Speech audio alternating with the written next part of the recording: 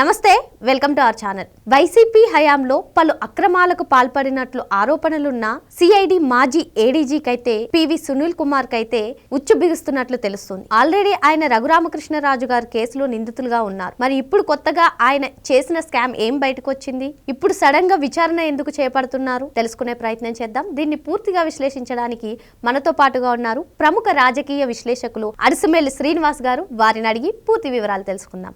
Sir నమస్తే. Sir నమస్కారం. Sir, మనం చూసాము గత ప్రభుత్వ హయాంలో సిఐడి మాజీ ఏడీజీగా వ్యవహరించిన సునీల్ కుమార్ పైన అయితే పలు ఆరోపణలు వస్తున్న సంగతి తెలిసిందే. అందులో ఒకటైంది రఘురామకృష్ణరాజు గారి కేసు. మరి ఆ కేసులో నిందితులుగా ఉన్న సునీల్ కుమార్ గారిపై అయితే ఇప్పుడు ఉచ్చు బిగిస్తున్నట్లు తెలుస్తుంది. మరి అగ్రి గోల్డ్ సంబంధించిన డిపాజిట్లను, నకిలీ డిపాజిట్లను సృష్టించి సొమ్ము కాజేసినట్లు తెలుస్తుంది. మరి దీనిపై విచారణకు ఆదేశించింది ప్రభుత్వం. దీనిపైన మీ అభిప్రాయం ఏంటి సార్? ఇక్కడ ఎప్పటికైనా సరే వీళ్ళు తప్పించుకోలేరండి. నేరస్తులు చట్టం దాన్ని అమలు చేసే వాళ్ళు దాన్ని పూర్తిగా సక్రమంగా పనిచేస్తే ఎవడో తప్పించుకోలేడు. ఎలాంటి పరిస్థితుల్లో కూడా కులాన్ని, మతాన్ని, ప్రాంతాన్ని అడ్డం పెట్టుకుని లేదా రాజకీయ పార్టీలను అడ్డం పెట్టుకుని తప్పించుకోవడానికి ప్రయత్నం చేసినా కానీ కుదరదు అనేటువంటి దానికి ఇది ఒక ఎగ్జాంపుల్ అండి. నిజానికి పివి సునీల్ కుమార్ మంచి ఆఫీసర్, చెడిపోయిన బాలుల్లో తయారేటప్పుడు. ఎందుకంటే దుష్టజన సాంగత్యం వల్ల చెడిపోయాను. అంతకుముందు ఒక 20-25 ఏళ్ల క్రితం, అంటే 97-98 ఆ ప్రాంతంలో ఆయన చాలా మంచి ఆఫీసర్లను ఆదర్శంగా తీసుకుని వాళ్ళలా పనిచేయాలని, మంచి పేరు తెచ్చుకోవాలని డ్యూటీలో చాలా నిబద్ధతగా, పద్ధతిగా ఉండేవి. రాను 2004 తర్వాత రాజశేఖర రెడ్డి గారు వచ్చిందారు ఇలాంటి వాళ్ళందరినీ వాళ్ళ కొడుకు కోసమో మళ్ళీ దేనికోసమో పాడు చేసి వీళ్ళందరినీ చాలా మంచి ఆఫీసర్లని, ఐఏఎస్లు కానీ ఐపీఎస్లు కానీ పాడు చేసి కొంతమంది జైలుకు పోయారు. ఆయన హయాంలో ఇప్పుడు వాళ్ళ కొడుకు హయాంలో వీళ్ళందరూ పోతున్నారు. ఈయన రఘురామకృష్ణ సిఐడి చీఫ్గా పనిచేసినప్పుడు చాలా దారుణం ఏంటంటే వీళ్ళకి ప్రభుత్వం ప్రజల సొమ్ము జీతంగా తీసుకుంటున్నారు. ప్రజల కోసం పనిచేస్తామని ఓటు తీసుకుని వచ్చారు. కొన్ని ఆశయాలతో వచ్చారు. అట్టడుగు వర్గాల నుంచి అత్యున్నత స్థాయికి ఎదిగాడు. ఆయన కష్టపడ్డాడో, చదువుకున్నాడో, కఠిన శిక్షణ పొందాడు, క్రమశిక్షణతో వ్యవహరించి ఓ బాధ్యత తీసుకున్నాడు. ఆ బాధ్యతలో చిన్న చిలకొట్లు తీసుకొచ్చి తప్పలేదు, ఎవడ కాదండ.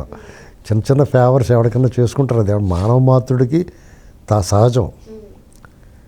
దానికి అతీతంగా ఉండమని మనం అనకూడదు, ఉండరు కూడా, ఉండలేరు. అంతేగాని పూర్తి అరాచకం వైపుకి వెళ్ళకూడదు అనేటువంటిది. ఇప్పుడు సపోజు ఒకడు అర్జెంటుగా బండి మీద వెళ్తున్నాడు అంటే ఇంట్లో న్యాయం, చట్టం, ధర్మానికి ఇలాంటి వాటిల్లో కామన్ సెన్స్ ఎలా ఉండాలంటే వాడు బండి ఆపేసి నీ దగ్గర లైసెన్స్ లేదు లేకపోతే హెల్మెట్ లేదు కాబట్టి నీ బండి సీజ్ చేస్తున్నానని సీజ్ చేయడం తప్పు. వాడు ఏ అర్జెంట్లో వెళ్తున్నాడో వాడు జులై వెళ్దామో మంచోడు తెలదు. బెనిఫిట్ ఆఫ్ డౌట్ కింద ఆ అర్జెన్సీని ఇలా యాక్సెప్ట్ చేయాలి ఏంటండి. అలా కొన్ని వెసులుబాట్లు, అది చట్ట వ్యతిరేకమే, వదిలేయటం అలాంటివి పర్లేదు. కానీ మొత్తంగా బండి దొబ్బేసి వాళ్ళ దగ్గర ఒక 10 ఏళ్ళు ఆగేస్తాం తప్పు కదా. అలాంటి పని చేశారు వీళ్ళు. రాష్ట్రంలో ఒక క్రూరుడైన పాలకుడికి ఒత్తాస పలుకుతా రాజకీయ నాయకులు సంపాదిస్తున్నారు, మనం ఎందుకు సంపాదించకూడదు అంటే రాజకీయ నాయకులు సంపాదించాడు, జైల్లో పోతాడు, మళ్ళీ వస్తాడు, మళ్ళీ సిగ్గులేదు వాళ్ళకి. నీకు ఒక చదువుకున్నావు, రాజకీయ నాయకులు అందరూ అలాగే ఉంటారు కదా. కొంతమందిలో ఆదర్శవంతంగా ఉన్నవాళ్ళు, పద్ధతిగా ఉన్నవాళ్ళు, ప్రజల కోసం పాటుపడేవాళ్ళు, వాళ్ళని ఆదర్శంగా తీసుకొచ్చు కదా. ఇలాంటి దొంగోళ్ళని ఆదర్శంగా తీసుకుంటే పోలీసు దొంగను ఆదర్శంగా తీసుకోకూడదు. నువ్వంటే భయపడాలి దొంగోడు, పోలీసుడు అంటే. ఈ పోలీసు ఆయన మరి ఈ దొంగకు ఒత్తాస పలికాడు. ఆయన కళలో ఆనందం చూడడానికి పనిచేశాడు. దాని ఫలితం మనకు స్పష్టంగా కనిపించింది ఏంటి? రఘురామకృష్ణరాజు గారిని కస్టోడియల్ టార్చర్, అలాగే అచ్చెన్నాయుడు గారు ఎలాంటి వాళ్ళ నాయకులందరినీ ఇబ్బంది పెట్టడం, అవినీతి విషయంలో అగ్రిగోల్డ్ కనపడుతుంది. కానీ ఇంతకు మించి చేశారు వీళ్ళు. సెటిల్మెంట్లు ఇంకా చాలా ఇప్పుడు దర్యాప్తులు వస్తాయి ఒకటి విచారణలో. కాబట్టి సత్యమేవ జయతే అన్నట్టుగా ఎప్పటికైనా సరే వీళ్ళు దొరకక తప్పదు. పైగా అతనికి అనుచరుడిగా ఉన్నవాడు ఎవడో తులసి అన్నవాడు, వాడు ఎలా ఉన్నాడు చూసారా? మామూలుగా ఊళ్ళలో ఏమనుకుంటారంటే బాగా ఇలా ఉన్న వాళ్ళనే కొత్త 2 ఊళ్ళు సరిపోతాడు బాబు అంటారు. ఇలా అంటే సాధారణ సంభాషణలో అతను చేసిన అరాచకాలు మామూలుగా లేవు. పైగా అతనికి ఒక శాసనసభ్యుడు మద్దతు, రూలింగ్ పార్టీ ఎమ్మెల్యే నాకు సపోర్ట్గా ఉన్నాడు, అతను ముఖ్య అనుచరుడిగా ఉండి ఆ నియోజకవర్గంలో అంతకు ముందు పనిచేసిన వాళ్ళందరినీ పక్కకు పెట్టేసి వీళ్ళు గ్యాంగ్ వేసుకుని అరాచకాలు చేస్తున్నారంట అక్కడ గుడివాడలోని. ఇలాంటివన్నీ చూసిన తర్వాత సునీల్ కుమార్ తప్పించుకుంటాడేమో అన్న ఆందోళన వచ్చింది అందరిలో. అయితే అక్కడ దెబ్బలు తిన్నదే, తన్నులు తిన్నదే డిప్యూటీ స్పీకర్ రఘురామకృష్ణరాజు గారు. ఆయన పదే చెప్తాడు, ఏమాత్రం మొగమాట లేకుండా తన్నులు తిన్నవాడు నేను, నాకు ఆ బాధ ఉంటుంది అని చెప్పేసి నేను వదిలిపెట్టనని. ఎందుకు వదిలిపెట్టాలండి? చంపేయడానికి చూశారు. ఇంకా అంతకన్నా ఏముంటుంది చంపేయడానికి చూడటం కన్నా. నిజంగా ఆయన విషయంలో ప్రకృతి కూడా ఒప్పుకోపోను. ఆయన మీద హింసకు పాల్పడిన వాళ్ళు తప్పించుకుంటే ప్రకృతి కూడా సహించదండి. అంటే అంత తప్పు చేశారు వాళ్ళు. అంటే అన్ని విధాలుగా చట్టాన్ని అతిక్రమించారు, రాజ్యాంగాన్ని ఉల్లంఘించారు, కోర్టు ఆదేశాలు బేఖాతరు చేశారు, అంతా కూడా అడ్డదారిలో నడిచారు.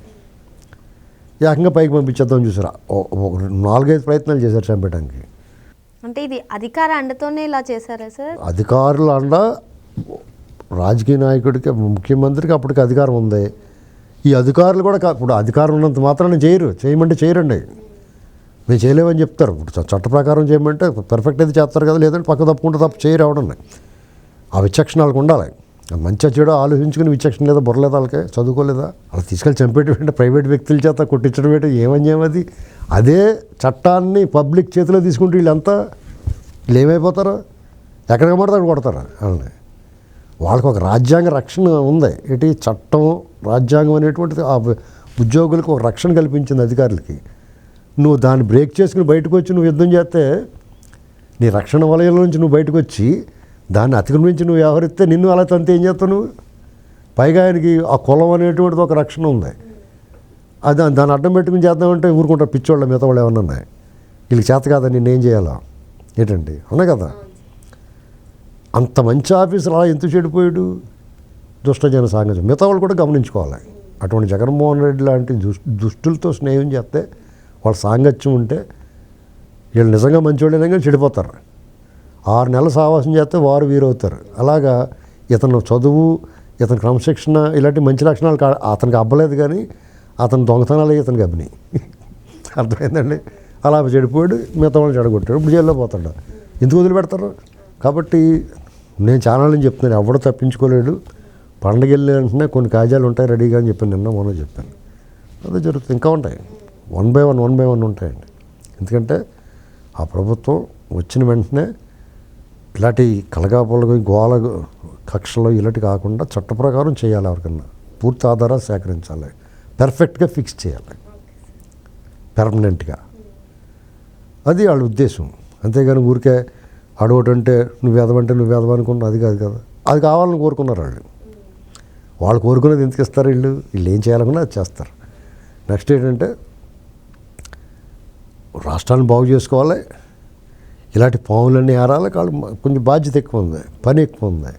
దానివల్ల కొద్దిగా ఆలస్యమైంది అంతే. ఇక మొదలెడదామా అన్నారు, మొదలెడుతూ ఉంటారు. మొత్తానికి రాష్ట్రాన్ని అభివృద్ధి పదంలో పెట్టడమే కాకుండా గత ప్రభుత్వ హయాంలో ఎవరైతే అక్రమాలకు పాల్పడ్డారో వాళ్ళందరికీ కూడా చట్ట ప్రకారం శిక్ష తప్పదని చెప్పేసి సార్ చెప్తున్నారు. Thank you sir. రైట్.